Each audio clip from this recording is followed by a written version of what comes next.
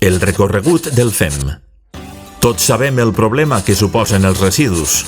Les altes taxes de consum que caracteritzen a la nostra societat generen una gran quantitat de FEM. En conseqüència, el procés de tractament, valorització i eliminació dels residus és una pràctica necessària i fonamental per a la societat moderna. Des del Consorci C3VU Palància-Belcaire posem tots els nostres esforços en el millor tractament de residus a les comarques del Camp de Morvedre, Alt Palància i Plana Baixa. Tot comença a casa, on les persones generem diferents residus, alguns dels quals no sabem com reciclar. Petits i grans electrodomèstics, pintura, restes d'obres, roba, piles, pneumàtics, mobles... Des de les nostres llars, els residus poden seguir dos camins. D'una banda, els residus que separem selectivament en els contenidors que encontrem en les voreres del nostre municipi, des d'on els residus continuen el seu viatge fins a diferents plantes de tractament. I d'altra banda, el camí d'aquells residus especials que nosaltres mateixos podem portar a l'ecoparc, on els depositem en diferents contenidors depenent de les seues característiques.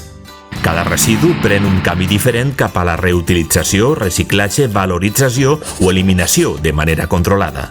Alguns dels residus han acabat la seva vida útil i acaben depositats en abocadors i altres, com els residus perillosos, són aïllats del medi. Però l'important és que molts dels residus que van als ecoparcs acaben convertint-se en nous productes.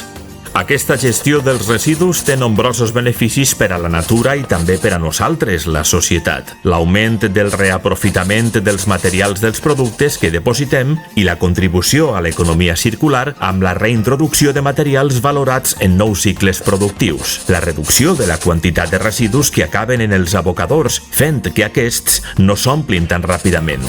La disminució de la contaminació de sol, aire i aigua, la reducció de l'emissió de gasos d'efecte d'hivernacle i generació de noves oportunitats laborals. Per tot això, separar selectivament els residus i depositar-los en els ecoparcs és una gran contribució al desenvolupament sostenible. Però recorda, en la gestió de residus la millor opció sempre és fer un consum responsable i reduir. El millor residu és el que no es produeix. Els canvis individuals tenen efecte en cadena. Recicla i anima els teus familiars i amics a fer-ho. Si reciclem en equip, som capaços de tot.